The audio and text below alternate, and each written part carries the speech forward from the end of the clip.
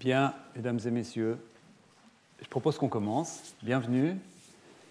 Je vous souhaite la bienvenue à ce cours qui est le premier de cette chaire intitulée « Évolution des génomes et du développement ». Il y a beaucoup de matériel en fait qui est couvert par cette appellation et j'espère pouvoir parler de beaucoup de choses pendant ces cinq années.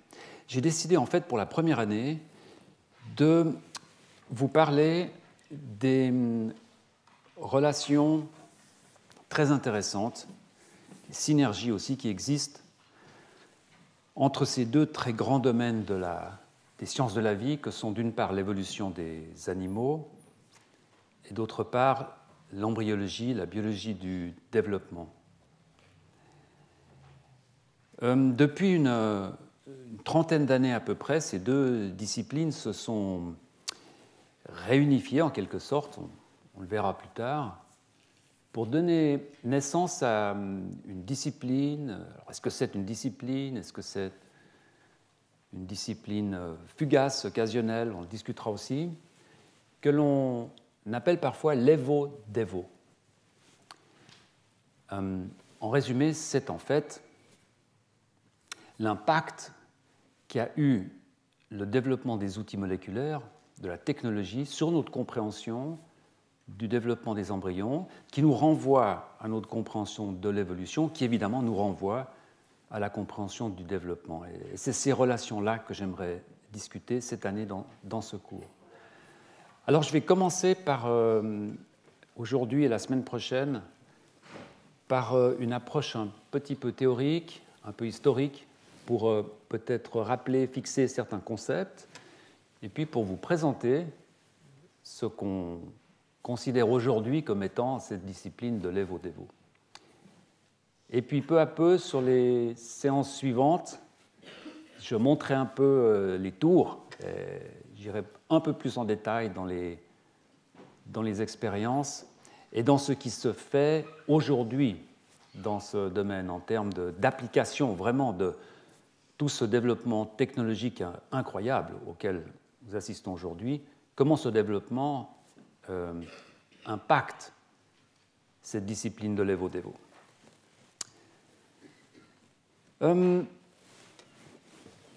Avant de commencer, j'aimerais mentionner brièvement que le 18 mai 2018, il y aura une journée qui sera consacrée entièrement à cette discipline de l'évo-dévo. Ce sera un colloque qui aura lieu ici et pour lequel j'ai invité beaucoup d'experts français, principalement français et anglais, qui ont été à l'origine de cette discipline. Et je leur ai demandé non seulement de nous raconter ce qu'ils veulent nous raconter, mais vraiment d'essayer de contextualiser leur discours, d'approcher le côté épistémologique, de savoir est-ce que vraiment quelles sont les racines de cette discipline et où elle va. Donc si vous avez l'occasion de venir à ce symposium, je vous encourage. Voilà. Alors, évolution et développement, évo-dévo. Alors on verra que ce n'est pas innocent déjà d'appeler cela évo-dévo, parce qu'on pourrait aussi appeler cela dévo-évo. C'est une source d'antagonisme, en fait, sur laquelle je vais revenir de maintes reprises. Une histoire, quelques principes et des exemples actuels. J'aimerais commencer par vous rappeler que la biologie du développement, c'est vraisemblablement la discipline des sciences de la vie qui est la plus ancienne, puisque de tout temps, Homo sapiens a dû regarder des pontes de batraciens, des pontes de reptiles, ne serait-ce que de voir naître un être humain. Donc l'être humain a toujours été confronté à cette discipline qui est la biologie du développement. Ça remonte même bien avant Aristote. C'est une discipline qui étudie le développement des embryons en utilisant des techniques aussi variées que l'observation simple, on apprend beaucoup par l'observation, ainsi que des techniques extrêmement compliquées qui touchent à ce qu'on appelle aujourd'hui la génétique moléculaire, on y reviendra, la biochimie ou plus récemment la génomique, c'est-à-dire l'utilisation des génomes entiers pour étudier le développement des embryons. J'espère pouvoir discuter de cela à la fin de ce cours. La question fondamentale que pose la biologie du développement, c'est une question intéressante. C'est une question qui se repose sur deux piliers qui sont à la fois un pilier quantitatif. Comment peut-on contrôler le nombre de cellules que nous avons?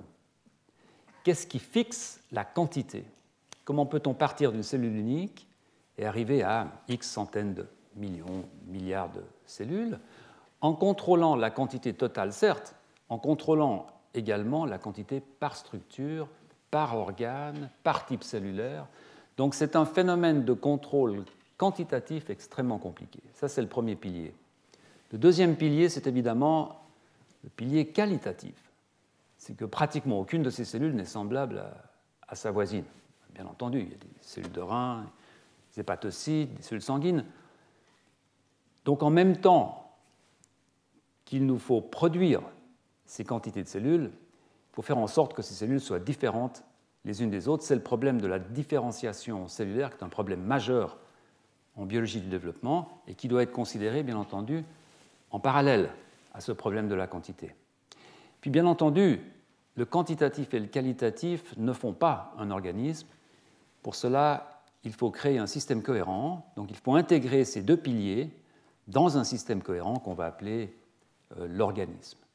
Et cette troisième question, ce troisième aspect de la biologie du développement est de loin le plus complexe, car on sait à peu près comment contrôler le nombre de cellules, on sait à peu près aujourd'hui comment différencier ces cellules dans des types différents, mais on a toujours une idée très vague de comment construire, utiliser ces deux pans pour construire un organisme. Donc cette question, en fait, elle peut être résumée à cette phrase: comment passer du peu général au beaucoup spécialisé? Cette question, c'est la question de l'ontogenèse. C'est la question de notre origine, mais de notre origine en tant qu'individu. Notre origine développementale, ontogénétique. La question de notre origine en tant qu'espèce, en tant que groupe, c'est-à-dire la question phylogénétique, c'est une question qui, en fait, regroupe les mêmes piliers finalement.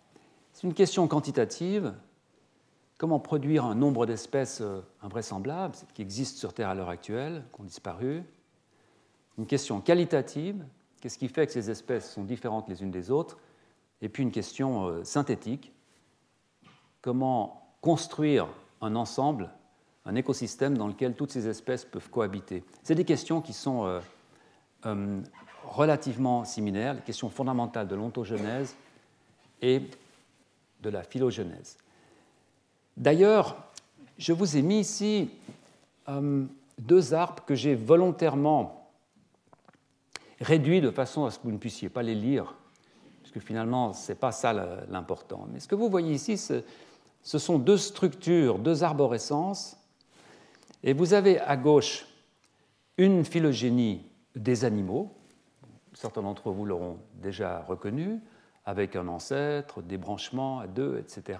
Et puis en haut, ici, les deutérostomes, les protostomes, les lophotrochozoaires, etc. Bref, mais une structure en arborescence. Et puis sur la droite, vous avez un linéage cellulaire d'un urochordé, Stilla partita, sauf erreur, qui a été fait par Ed Conklin dans les années 1905. Et ce que j'aimerais vous montrer là, c'est qu'en fait, les structures de ces arborescences sont finalement les mêmes. Donc on a ici une phylogénie des cellules, alors qu'ici, on a une phylogénie des animaux. Alors bien sûr, il y a la question des ancêtres communs. Existent-ils dans les deux cas? Il y a la question des extinctions, qui existent aussi dans les linéages cellulaires. On le verra avec le petit nématode Sonorhabditis elegans.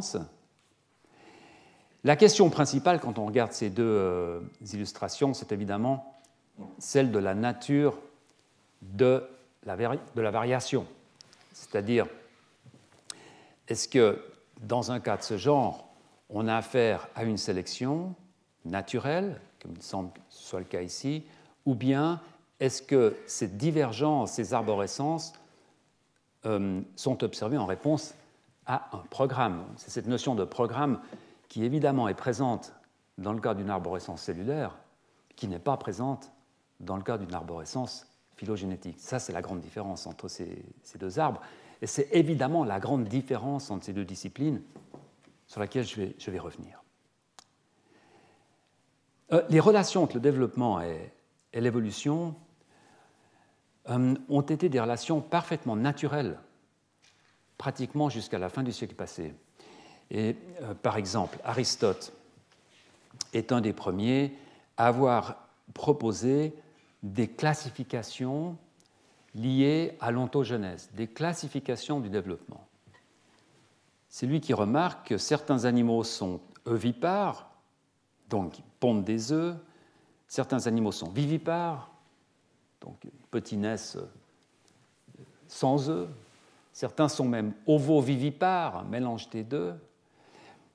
Mais bien sûr, remarque que les animaux appartenant à ces catégories sont des animaux différents qui, par ailleurs, sont reliés par d'autres caractéristiques. Donc, le simple classement d'un caractère lié au développement vous entraîne automatiquement vers des considérations évolutives. En fait. C'est aussi simple que cela.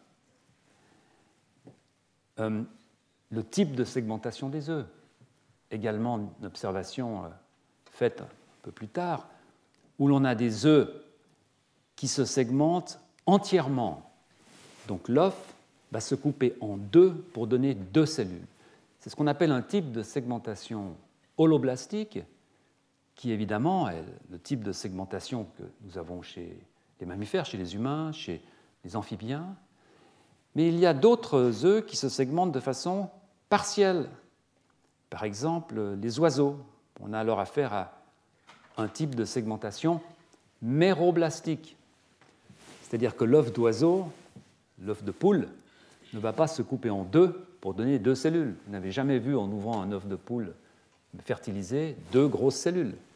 Donc, l'embryon va se développer sur une toute petite partie de cette cellule par un système de segmentation partielle. C'est ce qu'on appelle une segmentation discoïdale, disque, segmentation méroblastique. Donc, en observant ces différences, bien entendu, on fait du développement et on fait de l'évolution.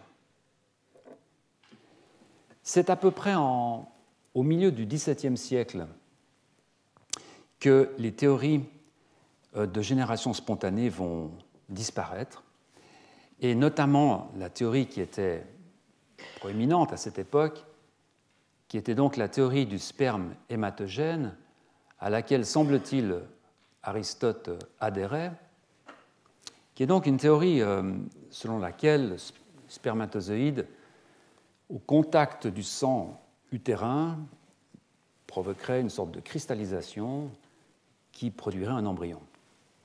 Alors aujourd'hui, cela peut nous sembler un peu absurde, mais c'est tout de même, il faut le relever, c'est tout de même une théorie d'essence naturelle. Ce n'est pas une théorie d'essence métaphysique. On a affaire à des réactions naturelles qui, évidemment, sont ce qu'elles sont, mais c'est une théorie d'ordre naturel. Cette théorie, bien entendu, disparaîtra, et je pense qu'il est honnête d'attribuer à William Harvey, au milieu du XVIIe, la fin de ces théories de la génération spontanée. William Harvey, sa fameuse phrase « ex ovo omnia », tout se trouve dans l'œuf. Alors évidemment, fin de la génération spontanée, début d'une énorme question, puisqu'il n'y a pas de génération spontanée, d'où l'embryon sort-il? Et c'est à cette époque que commence un débat qui va durer à peu près 2 siècles, qui est ce fameux débat entre la préformation et l'épigenèse. Alors, épigenèse, à ne pas du tout confondre avec ce qu'on appelle aujourd'hui l'épigénétique, une utilisation différente, épigenèse à prendre au sens développement, épigenèse. La préformation, et comme vous le savez, c'est l'existence de petits homonculus, ces petits hommes refermés dans le spermatozoïde qui eux-mêmes, dans leurs cellules, dans leurs gonades, contiennent des petits hommes refermés, une sorte de poupées russes. Et on avait d'ailleurs calculé à l'époque le nombre de générations qu'il fallait pour remonter à Adam. C'est un débat qui culminera au XVIIe siècle avec cet ouvrage tout à fait extraordinaire de Nicolas Hartsoecker. Vous pouvez lire au reste, l'œuf n'est à proprement parler que ce qu'on appelle placenta, dont l'enfant, après avoir demeuré un certain temps tout courbé et comme en peloton, brise en s'étendant et en s'allongeant le plus qu'il peut les membranes qui le couvraient. Et en posant les pieds contre le placenta qui reste attaché au fond de la matrice, il pousse ainsi avec la tête hors de la prison, en quoi il est aidé par la mère qui, agitée par la douleur qu'elle en sent, pousse le fond de la matrice en bas et donne par conséquent d'autant plus d'occasion à cet enfant de pousser dehors. C'est tout à fait extraordinaire. L'expérience nous apprend que beaucoup d'animaux forment à peu près de cette manière des œufs qui les renferment. L'on peut pousser bien plus loin cette nouvelle pensée de la génération et dire que chacun de ces animaux mâles renferme lui-même une infinité d'autres animaux. C'est un texte magnifique qui, de surcroît, a été écrit à l'époque en français par un grand savant hollandais. La préformation, ce n'est pas quelque chose qui sort de l'esprit des gens, c'est quelque chose qui est soutenu par des expériences à l'époque. Et Hartsoecker mentionne le résultat d'expériences. Le genre d'expériences qui sont faites pour confirmer l'existence de la préformation, je vous en montre une ici, qui est une expérience qui est magnifique, qui a été réalisée par Charles Bonnet, un grand savant, famille d'Huguenots, émigré dans la Genève calviniste. Et Charles Bonnet, savant, philosophe, fait des travaux sur le puceron noir. Et vous voyez qu'en 1700, au milieu du XVIIIe siècle, il a des cahiers d'expérience qui sont déjà absolument remarquables, avec des jours, des heures. Et ce qu'il fait est quelque chose de très simple. Il attend une ponde de puceron noir, il sélectionne un puceron dès qu'il est sorti, dès qu'il est pondu, pour être absolument sûr que ce puceron, cette puceronne, n'a pas été exposé à une reproduction sexuée, et il l'isole. Et vous voyez ici le compte, jour de juin, du mois de juin, le compte des jours, du nombre de pucerons récoltés le matin et l'après-midi. Il y en a un total de 95. Tout est noté, tout est propre, tout est clair. Et Charles Bonnet conclut que lorsqu'une puceronne est mise en isolation totale, eh bien, elle arrive facilement à avoir un minimum de 95 pucerons, que par conséquent, la reproduction sexuée n'est pas nécessaire et que par conséquent, on a affaire à une préformation. Évidemment, Charles Bonnet ne peut pas savoir à l'époque que pour faire ces expériences, il a utilisé une des rares espèces animales qui se reproduit par parthénogenèse, donc une espèce chez laquelle la femelle est capable de produire des embryons sans l'aide de spermatozoïdes. Il y a en fait passablement d'espèces qui sont capables de cette performance, mais pas chez les vertébrés, bien entendu. La préformation va, en règle générale, se terminer vers le milieu du XVIIIe siècle. Et un des grands esprits qui y contribuera sera M. de Maupertuis. Maupertuis a un esprit génétique. Il ne comprend pas, si on a affaire à une préformation, il ne comprend pas pourquoi, dans les croisements illégitimes à l'époque entre des ethnies de couleurs de peau différentes, on obtient des petits qui sont intermédiaires. Et c'est un des arguments à l'époque qui est utilisé pour en terminer avec la préformation. Alors cette controverse, eh bien, elle va se terminer. On ne voit pas cet homonculus, malgré l'utilisation d'outils optiques qui sont de plus en plus performants. On commence vraiment à pouvoir analyser ce qu'il y a dans cet œuf. On ne voit rien. Et puis ségrégation des caractères. Donc exit la préformation. Là encore, on se retrouve devant un problème qui est un problème fondamental. Si effectivement il n'y a pas d'homoncule dans cet œuf, d'où sort l'embryon? Et c'est à cette époque que commence à se poser la question d'une théorie du développement embryonnaire, mais cette théorie, la question du mécanisme, comment cet embryon est construit, c'est une question qui vraiment ne viendra que bien après la proposition de la théorie de l'évolution par Charles Darwin, et on va voir pourquoi. Alors laissez-moi passer sur cette théorie de l'évolution maintenant, pour, encore une fois, vous rappeler quelques concepts fondamentaux. J'ai intentionnellement pris cette image d'un livre anglo-saxon, bien entendu. Et comme vous le savez, la théorie de l'évolution est très souvent réduite aux contributions de Charles Darwin, qui, évidemment, a écrit un livre absolument admirable et qui a synthétisé tout le travail de ses prédécesseurs. Darwin a été, bien entendu, extrêmement influencé par le traité que Malthus a écrit sur le fait que quand une population se reproduit de façon plus rapide qu'elle ne produit les vivres nécessaires à sa survie, eh bien, il y a un moment où il va y avoir un problème. Et à ce moment-là, c'est probablement les gens les plus faibles, les moins adaptés des classes sociales inférieures qui probablement disparaîtront. Darwin lui-même le dit dans l'origine, il dit c'est là la doctrine de Malthus appliquée à l'évolution des animaux.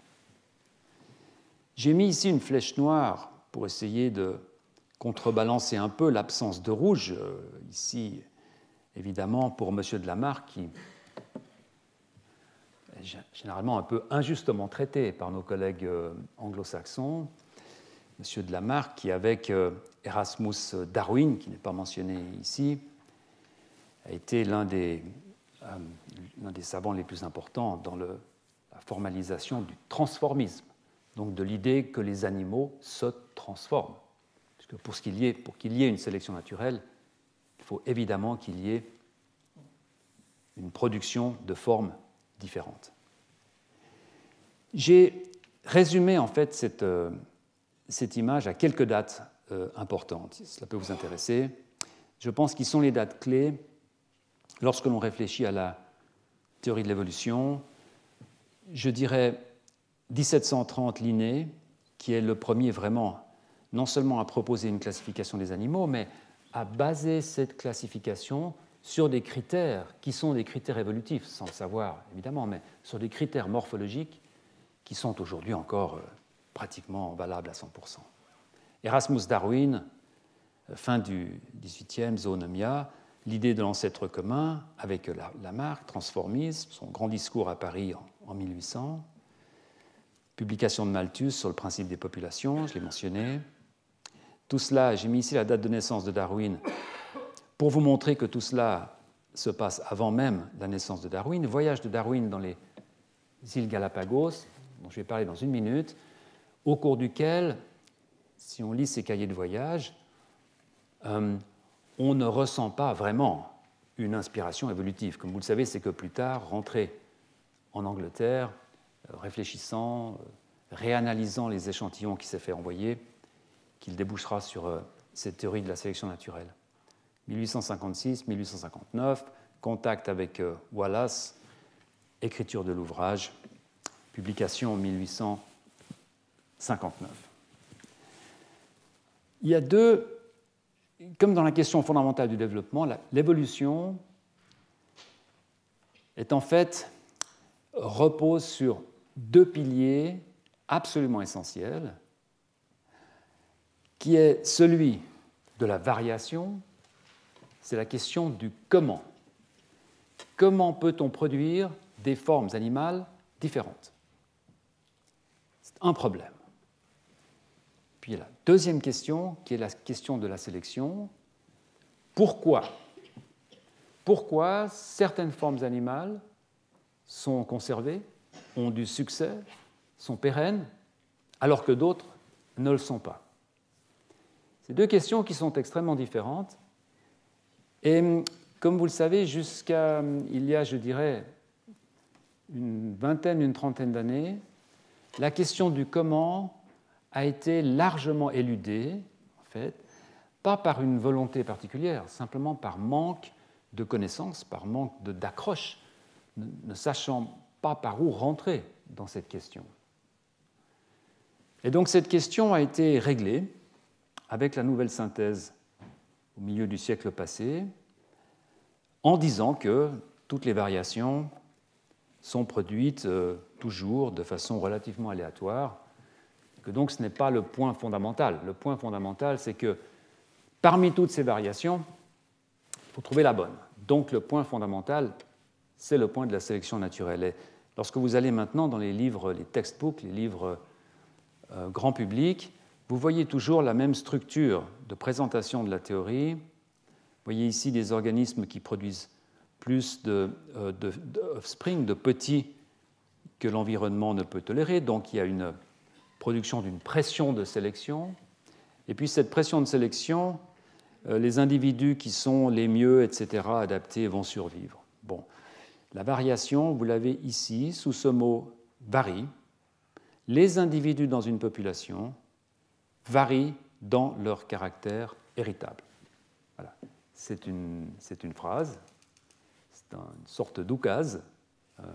Ça ne dit absolument rien, strictement rien sur la nature de cette variation. Et ce n'est que vers la fin du siècle, c'est-à-dire pratiquement 30 ans après la théorie, que Thomas Huxley, qui était un grand défenseur de la théorie de Darwin, qui l'a aidé en fait à la populariser, propose que, alors l'évolution n'est pas une spéculation, bien sûr, ça il le savait, mais que l'évolution se passe au travers de l'épigenèse. C'est la première fois, à ma connaissance, qu'un lien clair est établi entre la théorie de l'évolution. Darwin n'en parle pas du tout. Darwin a une tendance plutôt à ignorer les embryons, entre d'une part la théorie de l'évolution et d'autre part une nécessité de considérer l'épigenèse au sein de cette théorie. Et Thomas Huxley continue en disant qu'une théorie de construction du corps, donc une théorie de la biologie du développement, doit complémenter la théorie du changement. En fait, c'est son petit-fils, Julian Huxley, qui était donc le frère de Aldous Huxley, qui a écrit Le meilleur des mondes, son petit-fils Julian, qui en 1942, me semble-t-il, est vraiment à l'origine de cette fameuse discipline de l'évo-dévo. Il dit une étude de l'effet des gènes pendant le développement est tout aussi essentielle pour notre compréhension de l'évolution que le sont les études des mutations et de la sélection. Là, c'est vraiment une phrase claire, qui est probablement la première que l'on peut trouver à cet effet, où il dit non seulement il faut considérer une théorie du développement dans l'évolution, mais il faut considérer l'effet des gènes qui contrôlent le développement. Julian Huxley était quelqu'un d'extrêmement intéressant. C'était un scientifique qui faisait partie d'un mouvement eugéniste social, pour autant qu'on puisse qualifier un mouvement eugéniste de social, mais c'est quelqu'un qui avait, à l'époque, dans cette structure, dans ces mouvements eugénistes non sociaux, avait une idée de l'eugénisme qui était associée à une idée sociale, d'essayer d'améliorer le sort des classes sociales, quelque chose d'extrêmement compliqué à comprendre, mais si ça vous intéresse, je vous recommande de lire son ouvrage. Mais ce que j'aimerais dire, c'est que Julian Huxley a été un des fondateurs de la synthèse moderne, de la nouvelle synthèse de l'évolution, et pourtant, lorsque l'on considère cette nouvelle synthèse, il faut bien admettre que sa contribution n'a pas été aussi flagrante que ce qui est indiqué ici.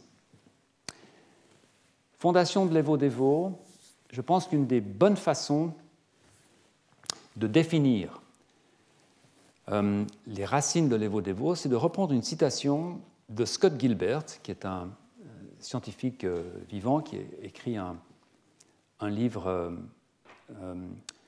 un principe de biologie du développement, qui est très lu, très intéressant.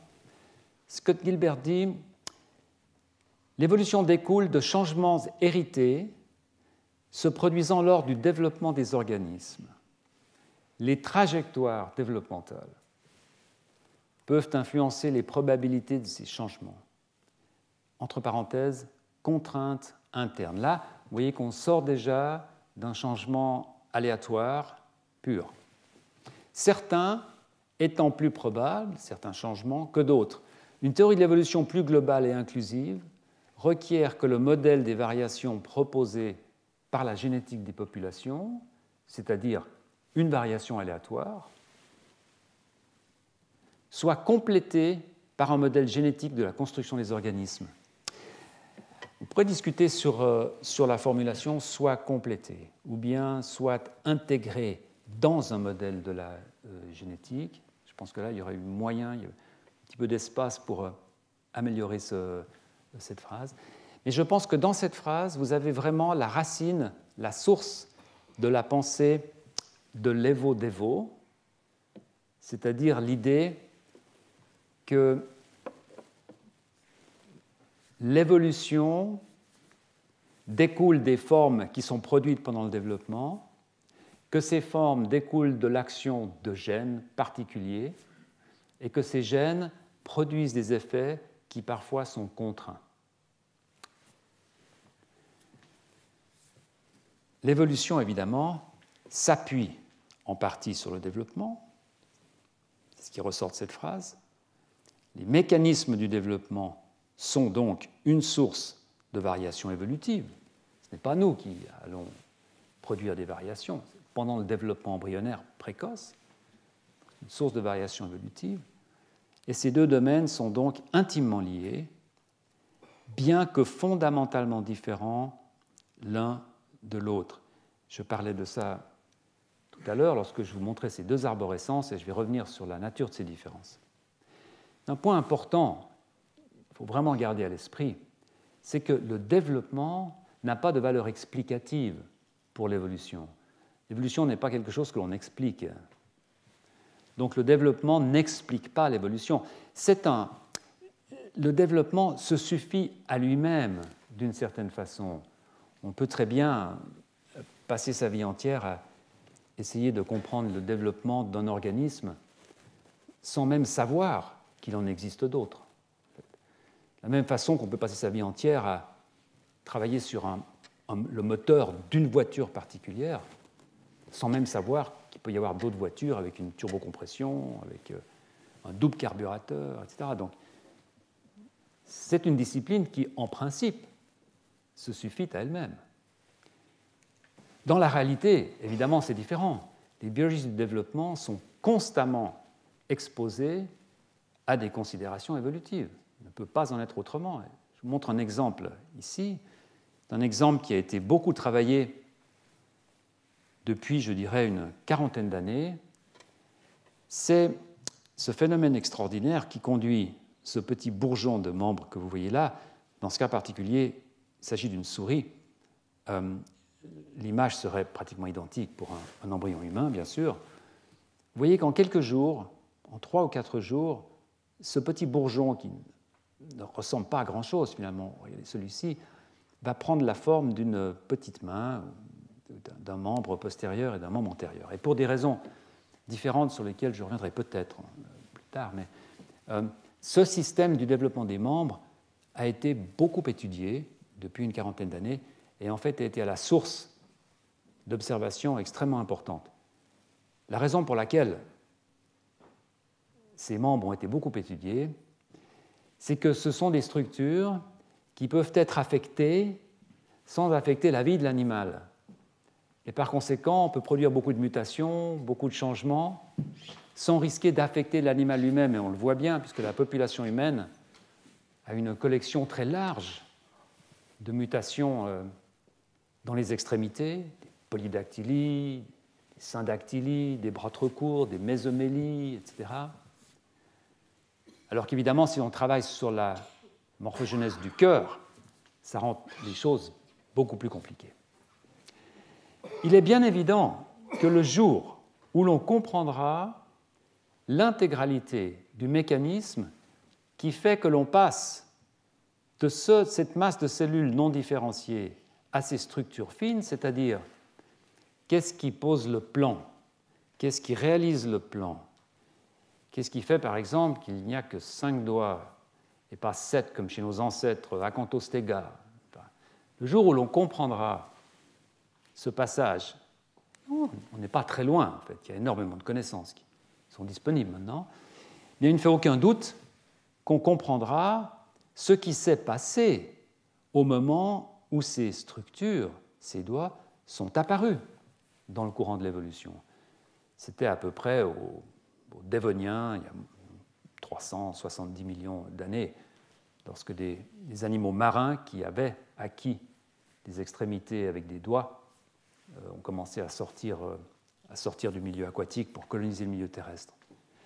Donc il y a un lien qui est absolument essentiel entre la connaissance de ce mécanisme et de celui-ci. Ce lien, c'est évidemment le mécanisme, puisqu'il est vraisemblable que les mécanismes ont été conservés. Alors, j'aimerais vous donner une très courte histoire de ces disciplines pour faire un résumé qui va être un peu lourd, mais je pense qu'il est utile pour voir où se situe dans l'évolution de ces disciplines l'émergence de cet Evo-Devo. Et pour cela, je remonte avant le début du XXe siècle, où, comme je vous l'ai indiqué, l'évolution et le développement, en fait, font partie d'un même portfolio de concepts. Je vous rappelle qu'à l'époque, certaines personnes utilisent d'ailleurs les mots de façon indifférenciée. On parle d'évolution pour parler de développement, disons jusqu'au milieu du XIXe à peu près. Assez rapidement, au passage du siècle, on va avoir séparation entre, d'une part, l'embryologie causale, la génétique formelle et l'évolution. Pourquoi ? Parce qu'à cette époque, on commence à avoir des outils analytiques qui permettent de travailler. On commence à avoir des microscopes, des loupes efficaces. On peut couper, on peut fabriquer des fils de tungstène, on peut enlever un morceau, on peut rajouter un morceau. Et par conséquent, on plonge dans une approche mécanistique de l'embryon, qui est typiquement représentée par l'approche allemande, Hans Spemann, le Entwicklungsmechanik, c'est bien ce que ça veut dire, la mécanique du développement. Et lorsque vous plongez dans votre moteur, bien, en fait, vous cessez de regarder un peu ce qui se passe ailleurs, parce que vous avez maintenant une vue verticale, et vous perdez l'approche horizontale. La génétique, c'est un peu pareil, développée par Thomas Hunt Morgan aux États-Unis. C'est un peu pareil, un objet génétique vous fait vous focaliser sur cet objet en multipliant les approches, les croisements, tous les allèles, les mutants, etc. Et peu à peu vous sort de cette vue globale qui est la vue évolutive. Et c'est pour ça qu'il va y avoir cette séparation qui a été très bien décrite en fait par Stephen Jay Gould dans son ouvrage Ontogenèse et Phylogenèse. De l'autre côté, l'évolution, avec, une fois encore, des collègues qui, principalement, s'occupent de la question du pourquoi. Pourquoi tel allèle est présent avec telle fréquence dans une population alors qu'il est présent avec une fréquence différente dans une autre population. Cette embryologie causale, cette génétique formelle, vont se séparer en deux grandes branches. Une branche que j'appellerais la biologie du développement, qui est la biologie du développement classique, que l'on voit encore aujourd'hui sous certains aspects, qui consiste à vraiment mettre les mains dans le cambouis, faire des greffes, regarder ce qui se passe lorsque l'on remplace un morceau par un autre. Et puis une autre approche qui est celle de la génétique moléculaire, qui consiste à essayer d'isoler les éléments moléculaires qui sont derrière ces mécanismes du développement. Là encore, ce sont deux approches relativement différentes. Puis finalement, la génétique des populations, qui dérive de la génétique formelle, principalement Fischer, comme vous le savez, qui quitte l'analyse génétique de l'animal pour transposer ces notions de génétique à la population. Comment se comporte un allèle particulier, non pas au sein d'un organisme, mais au sein d'une population. Donc ça, c'est la naissance de la génétique des populations. La génétique des populations, rencontrant l'évolution, donnera au milieu du siècle passé ce qu'on appelle la nouvelle synthèse, la synthèse moderne, qui est finalement une vue de l'évolution relativement darwinienne, mais avec un aspect quantitatif qui est extrêmement important. On commence à quantifier avec des équilibres mathématiques, les lois de Hardy-Weinberg, les fréquences alléliques. Donc on ne considère plus une population comme un ensemble d'animaux, mais comme la présence d'haplotypes avec des fréquences X ou Y. Ça, c'est vraiment la génétique des populations qui conduit à cette nouvelle synthèse. Et puis, révolution, sur laquelle je reviendrai bien entendu, c'est au passage des années 1980, quand ces deux disciplines vont refusionner pour donner la génétique moléculaire du développement. Et je passerai un peu plus de temps sur ce point précis. C'est évidemment à cette époque que les premiers gènes du développement, pour autant que cela existe, mais donc que les premiers gènes qui ont un effet direct sur le développement sont caractérisés, sont isolés, décrits, et qu'on commence à comprendre vaguement ce qui se passe. De la génétique moléculaire naîtra la génomique. La génomique n'est rien d'autre qu'un ensemble de technologies, finalement, qui permet de travailler avec des génomes de la même façon que l'on travaillait avec des gènes il y a une trentaine d'années. Finalement, la génomique, c'est cela. Plutôt que de regarder un gène en particulier, on va en regarder 22 000 d'un coup. C'est l'analyse à grande échelle des génomes. La génomique rencontre la nouvelle synthèse. C'est en train de se passer actuellement, en fait. C'est ce domaine extraordinaire de l'évolution moléculaire, de l'évolution des génomes, où l'on peut aujourd'hui, simplement basé par la comparaison de ces algorithmes extraordinairement compliqués que sont les génomes, d'essayer d'en tirer des inférences, peut-être même des conclusions.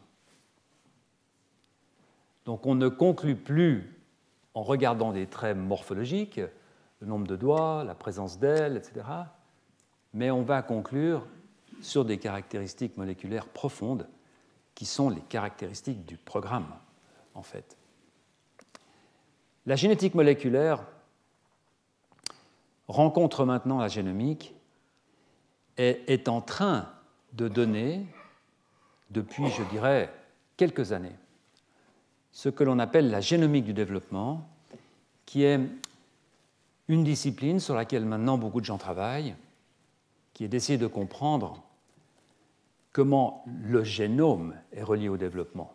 Non plus un seul gène, non plus quelques gènes, mais comment l'intégralité du génome, c'est-à-dire les structures spatiales, la forme des chromosomes, non plus une génétique ponctuelle, mais une génétique générale, une génomique, qui considère tous les paramètres en même temps pour essayer de comprendre la nature des mécanismes du développement. Et puis alors, ces flèches, j'aurais peut-être dû les mettre en pointillé.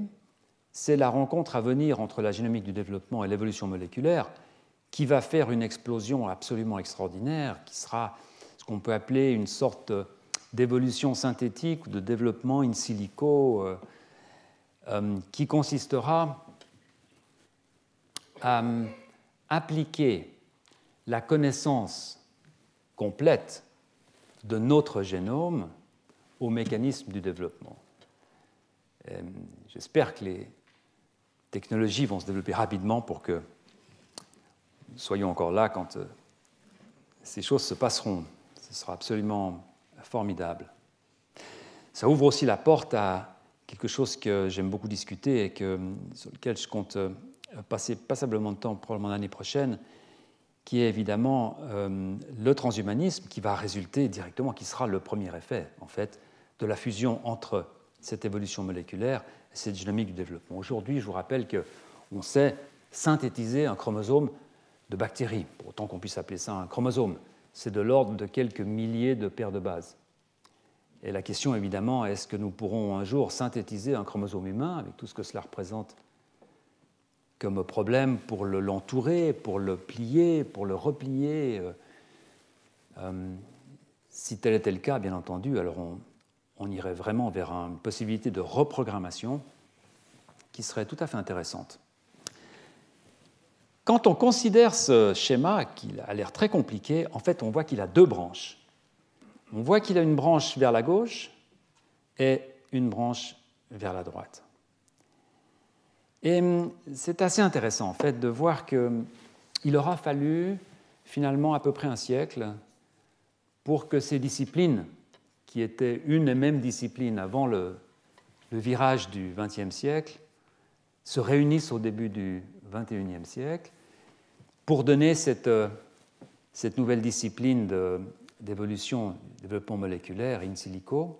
Et on peut se poser la question de savoir si ces développements vont se faire en ligne directe à partir de cette réunion, ou si il va encore y avoir une séparation de ces domaines pour, dans 50 ans, dans un siècle, revenir ensemble pour une nouvelle explosion de connaissances. C'est une question qui est très intéressante, en fait. C'est un peu un problème d'une comète, c'est-à-dire de disciplines scientifiques qui, tous les 50, tous les 100 ans, le développement, l'évolution, aurait besoin de venir se recharger en concept, en principe, pour quelque sorte se renourrir, un peu comme une comète qui viendrait reprendre de l'énergie pour repartir. C'est une hypothèse qui est extrêmement discutée à l'heure actuelle. Si ça vous intéresse, vous pouvez aller voir ce papier de Comet de collègues avec qui on se bagarre depuis longtemps, de façon très amicale d'ailleurs. Il y a un débat qui est assez vif dans la communauté pour savoir si précisément cette discipline de l'Evo-Devo est une discipline stable, a des règles épistémologiques qui lui assurent un équilibre historique relativement long, ou bien si cette discipline n'est qu'une sorte de rencontre un peu fugace qui précisément sert à engranger toute une sorte de concepts, d'idées qui sont des concepts extrêmement intéressants, et puis que les choses vont se repartir dans leur domaine pour se réunir encore plus tard. Ici, j'ai mis évidemment l'illustration de cette dispute, qui est que ce Evo-Devo peut aussi être appelé Devo-Evo. Cela illustre le fait que les gens qui viennent d'un milieu ou de l'autre ont une perception de cette discipline qui est un peu différente. Soit on la considère comme l'extraordinaire utilité de la biologie du développement pour finalement comprendre l'évolution, soit on considère de l'autre côté que finalement les biologistes du développement se sont intéressés un peu à l'évolution et y ont pris ce qu'il fallait pour essayer de comprendre ce qu'ils ne peuvent de toute façon pas comprendre. Alors la raison de cette distance entre ces deux points de vue, c'est évidemment des raisons épistémologiques. Je vous les rappelle brièvement ici. La biologie du développement, c'est une discipline qui est basée sur une hypothèse de récurrence, bien entendu. C'est parce qu'à chaque génération, on refait le même embryon que l'on peut travailler. Ce qui n'est pas absolument clair, d'ailleurs, d'un point de vue théorique, ce n'est pas le cas, puisque l'évolution n'est pas bloquée. Donc ce n'est pas vrai qu'à chaque génération, on répète le même principe. Mais dans les faits, je pense qu'il est permis de considérer que ce que l'on apprend sur un embryon peut être transposé sur l'embryon de la génération suivante. Et c'est là où se trouve la raison profonde, l'intérêt profond de la biologie du développement. C'est une approche bernardienne. On peut faire une prédiction On peut vérifier la prédiction, faire une hypothèse, vérifier, faire une conclusion, faire une hypothèse, revérifier. Il y a donc une possibilité de démonstration, évidemment avec des guillemets, sur que s'est-il passé, comment cela s'est-il passé. Donc c'est une approche prédictive. Et comme on le sait, il y a un résultat à atteindre. Je ne veux pas mentionner par là que l'embryon a un résultat à atteindre, mais il y a un résultat à atteindre. L'évolution, évidemment, est de nature totalement différente. C'est une discipline qui est basée sur une hypothèse générale de non-récurrence. C'est la base de l'évolution, c'est que ça évolue. Donc il y a une possibilité d'une explication. Que s'est-il passé? Probablement.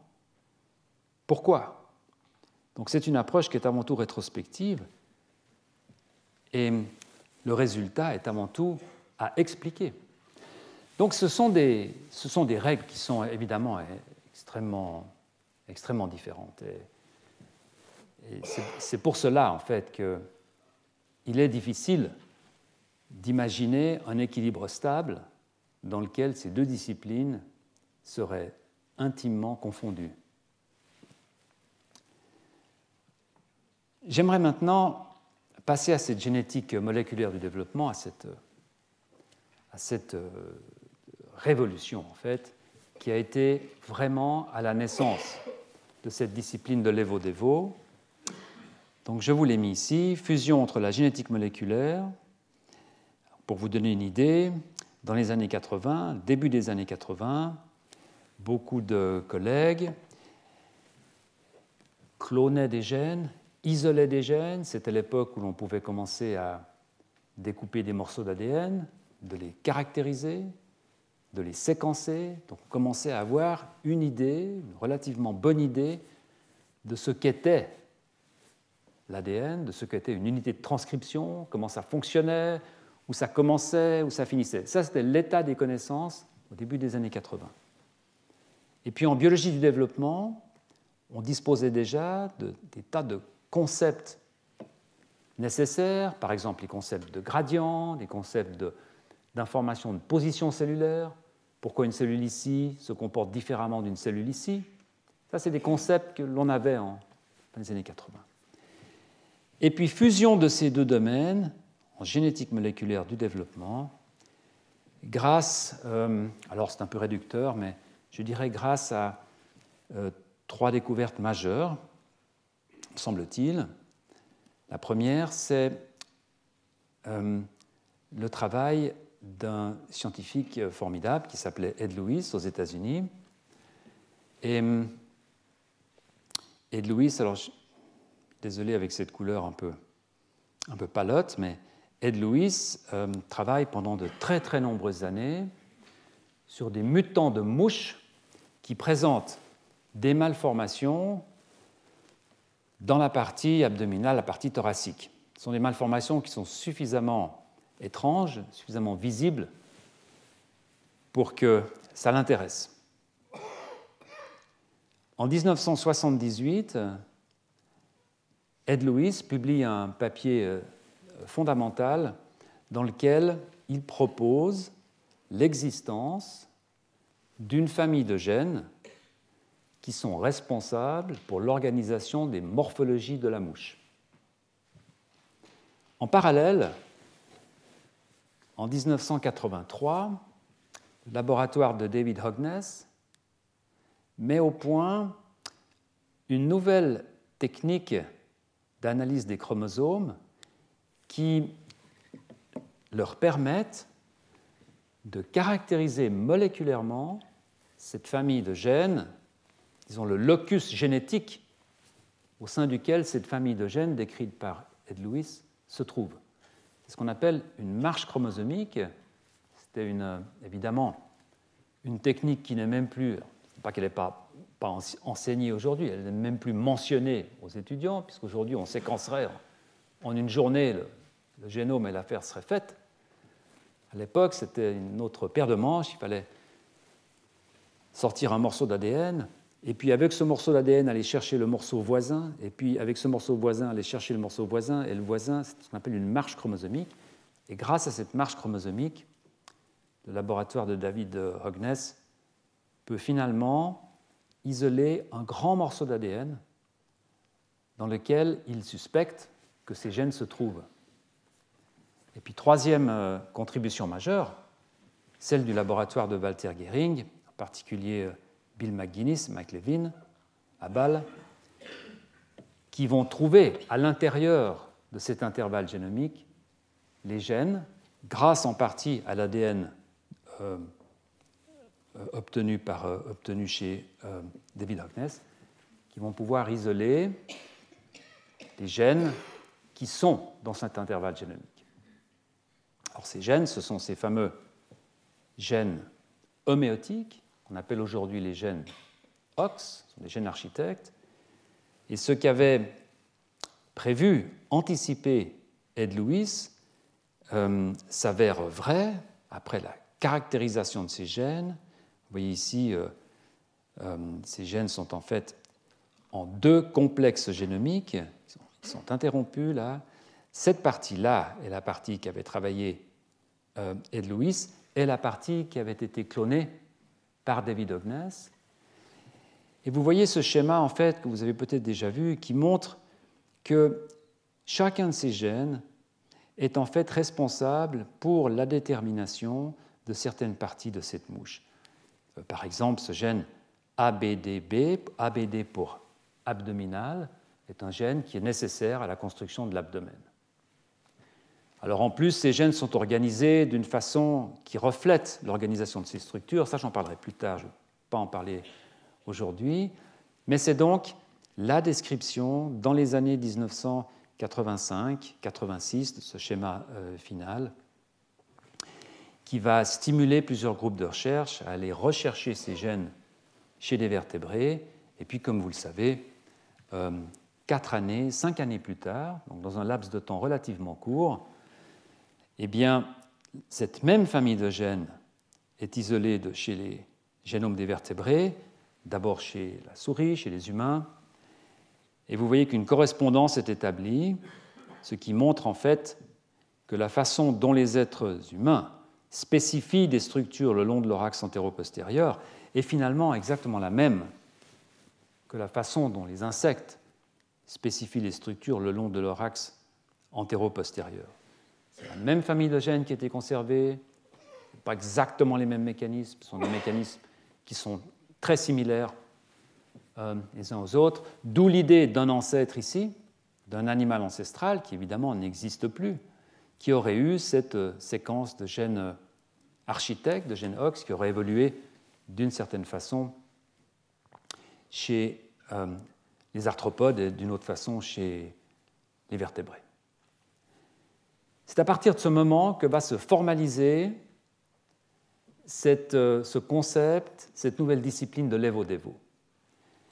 Et cette discipline, en fait, est caractérisée, je dirais, par 3 grands principes. Et ce sont des principes que l'on peut appeler fondateurs de l'Evo-Devo. Le premier de ces principes, c'est l'idée d'une boîte à outils, d'un toolbox. C'est une idée qui a été proposée probablement, je dirais, par un scientifique qui s'appelle Sean Carroll, qui travaille dans le Madison, aux États-Unis. Et l'idée est que chaque génome contient une boîte à outils, c'est-à-dire une collection de gènes qui n'est pas énorme, relativement restreinte, dans laquelle on trouve des facteurs de transcription, c'est-à-dire des gènes qui codent pour des protéines de contrôle, pas des protéines qui vont faire des cheveux, ou pas des protéines qui font quelque chose de concret, mais des protéines qui vont retourner dans le noyau pour contrôler l'expression génétique, donc des gènes maîtres, des facteurs paracrines, c'est-à-dire des protéines qui vont signaler juste à l'extérieur, au voisinage, ce qui se passe. Je suis là, je fais ça.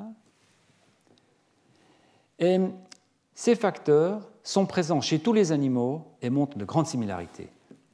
Alors, je vous rappelle quand même qu'à l'époque où j'ai étudié en Suisse, mais probablement c'était pareil en France, on expliquait le fait que l'éléphant avait une trompe par un gène de la trompe. Et aujourd'hui, on sait que les éléphants n'ont pas de gène de la trompe. Les éléphants ont les mêmes gènes que nous avons. Et évidemment, ça change complètement le paradigme, ça change complètement la question. Quand je parle d'un changement de question, ce n'est pas qu'on ne se pose plus la question de savoir pourquoi l'éléphant a une trompe, mais c'est qu'on se pose la question pourquoi nous n'avons pas de trompe, puisque nous avons les mêmes gènes que l'éléphant. Donc c'est un renversement du questionnement, en fait. C'est un changement de paradigme. Et ça, c'est en grande partie dû à l'existence de cette toolbox, cette boîte à outils. On se dit, ben voilà, en fait, les grandes étapes du développement de tous les animaux sont basées sur un corps, sur une petite collection de molécules, de principes qui sont les mêmes, qui sont conservés. Alors après, il y a une interprétation de ces mécanismes qui sont, bien entendu, qui est différente, mais les mécanismes de base sont conservés. Ensuite, ces facteurs de transcription par acrine sont reliés par les mêmes voies de signalisation. Alors, vous savez que les tissus, les cellules, pendant le développement, plus tard, pendant le métabolisme, n'arrêtent pas de se parler, de communiquer, d'envoyer des signaux et de recevoir des signaux. Eh bien, dans les années, fin des années 80 jusqu'au milieu des années 90, on s'aperçoit, là encore, à la fois par des approches génétiques chez les invertébrés, par des approches biochimiques chez les vertébrés, que ces voies de signalisation sont finalement extrêmement conservées. Elles ne sont pas nombreuses en plus. Si vous voulez, le corps est un espace dans lequel il n'y a pas beaucoup de langages différents de communication. On en connaît peut-être 10, 12, 15 maximum. Ce sont des voix dont vous avez peut-être entendu parler, la voix Notch, la voix Wnt, la voix Thor, etc. Mais il n'y en a pas beaucoup. Par conséquent, ce sont des voix qui sont constamment réutilisées. On les réutilise partout. Et puis finalement, ces gènes sont régulés par des enhancers. Alors ça, c'est des potentiateurs, des séquences de régulation qui non seulement sont multiples, mais qui ont une grande modularité, de telle sorte que l'expression de ces gènes peut être modifiée de façon locale, intra- ou interspécifique. Je vais vous en donner un exemple qui clarifiera cette phrase. J'aimerais vous montrer 3 exemples pour chacun de ces points pour clarifier la situation. Premier exemple, je vais vous montrer les distributions de l'expression de gènes qui contiennent des homéobox qui font partie de cette boîte à outils. Ce sont des facteurs de transcription. Et vous voyez ce schéma qui est sorti du livre de Scott Gilbert, qui est un schéma qui a l'air compliqué, mais finalement il est simple. Vous avez dans la partie supérieure ici une sorte d'éclaté de drosophile. Et puis dans la partie basse, vous avez le même éclaté, mais de vertébrés. Le postérieur est ici, l'antérieur est ici, et ces traits de couleur vous montrent, pour des gènes orthologues, c'est comme ça que l'on qualifie des gènes identiques dans 2 espèces différentes.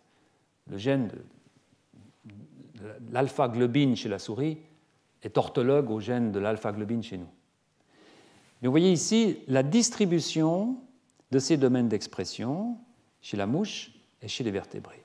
Et vous voyez qu'en fait, ces gènes répondent au même principe. Bien sûr qu'il y a des différences, mais on voit que les gènes qui organisent l'axe antéro-postérieur chez la mouche sont les mêmes que ceux qui organisent l'axe antéro-postérieur chez les vertébrés. Mais jusqu'à la région occipitale, pas plus haut, ça s'arrête là. Vous voyez que plus haut, on passe sur une autre famille de gènes, mais ces familles sont les mêmes. Donc les gènes qui sont dans la région de la tête sont différents de ceux qui sont dans la région du thorax ou de l'abdomen, mais ce sont les mêmes dans les 2 cas. Ça, c'est vraiment l'idée de cette boîte à outils, donc de ces gènes qui codent pour des protéines qui ont des fonctions très similaires chez les invertébrés et chez les vertébrés. Deuxième exemple, pour ces voies de signalisation, je vous en montre une. C'est une image compliquée, mais finalement relativement compréhensible. Ignorez tout ce qui est à gauche ici. C'est juste pour vous expliquer ce que c'est qu'une voie de signalisation. Vous avez une cellule ici, le noyau est ici. Vous avez des tas de protéines qui sont à la membrane, qui sont des capteurs de ce qui se passe à l'extérieur. Et puis parfois, vous avez une molécule qu'on appelle un ligand qui va venir toucher, se lier à ces capteurs extérieurs, qui sont des récepteurs. Et lorsque cela se passe, ces ligands vont enclencher toute une série de réactions à l'intérieur de la cellule. Et par une chaîne de réactions à l'intérieur de la cellule, il va y avoir en fin de chaîne quelque chose qui va rentrer dans le noyau et qui va activer ou qui va inhiber l'expression d'un gène. Ça, c'est vraiment un exemple complètement bêta d'une voie de signalisation. Dans ce cas particulier, c'est une voie qu'on appelle la voie Wnt. La molécule la plus importante dans cette voie, pour autant qu'il y en ait une, c'est cette molécule-là, la bêta-caténine. On en a partout dans nos cellules. Tant qu'il n'y a pas de signal, cette protéine est dégradée. Dès qu'il y a un signal, cette protéine est maintenue, elle va entraîner quelque chose dans le noyau et cela va activer la transcription des gènes. Donc, c'est juste pour vous montrer ce que l'on entend par une voie signalisation. Eh bien, cette voie Wnt a été en fait mise sur pied. Tous ces composants ici ont été caractérisés, ont été ordonnés, classés, à la fois par un travail génétique chez la mouche et par un travail biochimique chez les vertébrés. C'est vraiment un exemple de complémentarité parce que cette voie est pratiquement identique, des petites différences chez les vertébrés et chez les invertébrés. Puis, dernier exemple sur ces paysages de régulation, et j'en terminerai avec cela aujourd'hui, c'est ces fameuses séquences enhancer. On s'est aperçu depuis, je dirais, une vingtaine d'années que, en fait, le pouvoir qu'on donnait au gène est un pouvoir relativement relatif. On pensait que le gène était quelque chose de bien intelligent, finalement. Il pouvait faire beaucoup de choses. Or, on s'aperçoit aujourd'hui qu'en tout cas, en ce qui concerne les gènes qui sont impliqués dans le développement, l'importance n'est pas tellement dans le gène lui-même. L'importance, la complexité, elle est apportée par le nombre de séquences régulatrices qui entourent ce gène. Et j'ai illustré ça ici, d'un noyau, on sort de ce noyau un morceau de chromatine, et dans ce morceau, vous avez un gène ici, cette boîte noire. Eh bien, vous voyez que ce gène va se trouver au milieu de ce que l'on appelle aujourd'hui un paysage de régulation, avec ici un élément qui fonctionne dans le système nerveux, ici dans le cortex, ici dans les glandes mammaires, ici, etc. etc. D'accord ? Donc, nous sommes passés d'une vue de la génétique qui était une vue centrée sur le gène, où le gène pouvait faire tout ça, à une vue qui est un peu différente. C'est-à-dire que le gène, en fait, n'est qu'un effecteur de ces séquences régulatrices multiples qui l'entourent. Cela pose des questions formidablement intéressantes, notamment celle de l'émergence de ces séquences de régulation. D'où viennent-elles ? Comment ont-elles pu évoluer ? Mais d'un autre côté, puisque vous savez que le séquençage du génome humain n'a pas révélé de différence fondamentale dans le nombre et la structure des gènes entre les espèces animales, bien sûr qu'il y en a, mais de différences fondamentales, on comprend maintenant où se sont trouvées les différences. Principalement, ce ne sont pas dans les gènes, mais c'est dans la nature des régulations qui entourent ces gènes.